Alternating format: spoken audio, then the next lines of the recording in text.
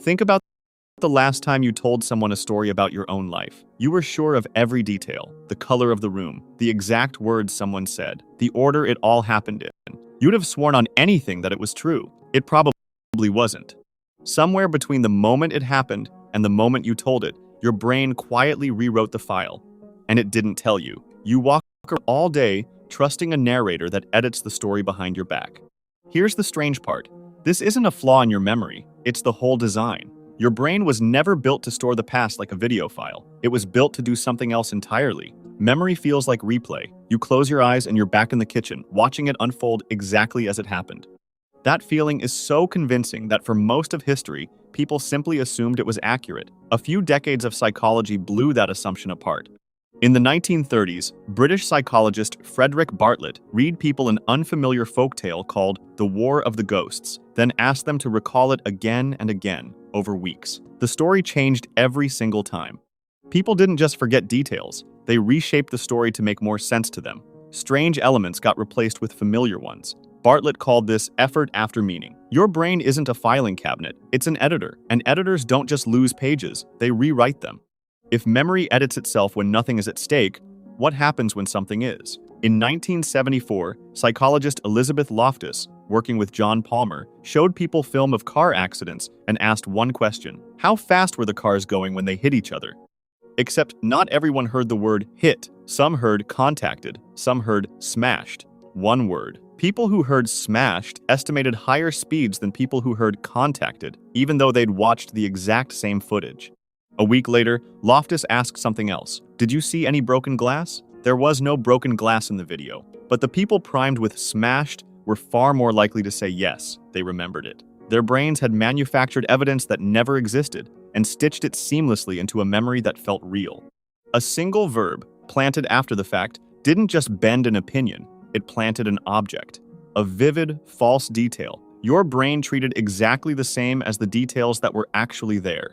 This is the misinformation effect. New information, encountered after an event, gets blended directly into the original memory, like wet paint mixing into wet paint. Once it's mixed, you cannot pull the colors back apart. Not through effort, not through confidence, not through trying harder to remember correctly. And confidence is exactly where this gets darker. You'd assume the memories you feel most certain about are the ones most likely to be accurate. Strong feeling, strong evidence, right?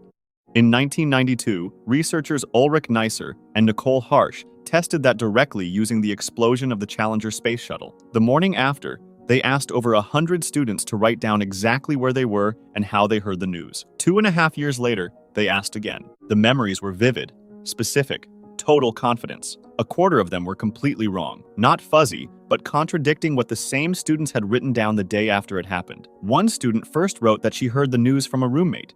Years later, she described watching it live on television, in vivid detail, with total certainty. Neisser had lived this himself. He used to describe a vivid memory of hearing about Pearl Harbor while listening to a baseball game on the radio.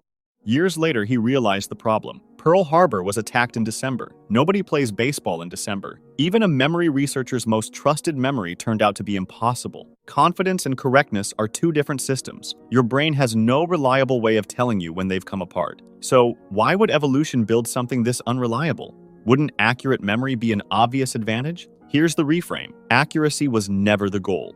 Your ancestors didn't need a perfect record of the past. They needed a usable one. Memory that could absorb new information about which berries made you sick, which trail had the predator, and fold that into old experience fast, without storing two separate, conflicting versions of events. A brain that recorded everything at full resolution forever would have been slower and heavier than one that stored only what mattered, and reshaped the rest without you ever noticing the edit. Reconstruction isn't a bug, it's the entire point. You don't remember the past to verify it in court. You remember it to act better right now. The memories that survive aren't the ones most accurate. They're the ones most useful to whoever you need to become next. The cost of that design is exactly what Bartlett, Loftus, and Neisser all stumbled onto. A brain built for useful updating is also a brain vulnerable to contamination. The same mechanism that lets you learn from a mistake is the mechanism that lets a stray word plant broken glass that was never there. You can't have one without the other. Which brings you back to your own life. Every argument you've replayed, certain of exactly what was said, every childhood memory you'd swear is untouched. Some of it is solid. Some of it has quietly absorbed a photo you saw later. a detail someone mentioned, a story that simply made more sense than what actually happened. You're not lying when you tell those stories. That's the unsettling part. You believe every word. Your brain isn't designed to flag the seams. It's designed to hide them, so the story feels whole.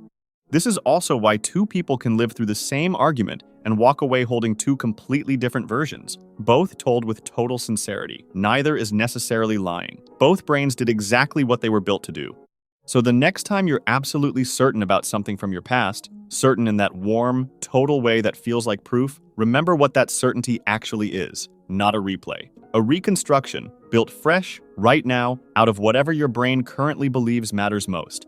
Your memory was never built to tell you the truth. It was built to keep you alive. And for most of your ancestors, in most of human history, those turned out to be two very different jobs.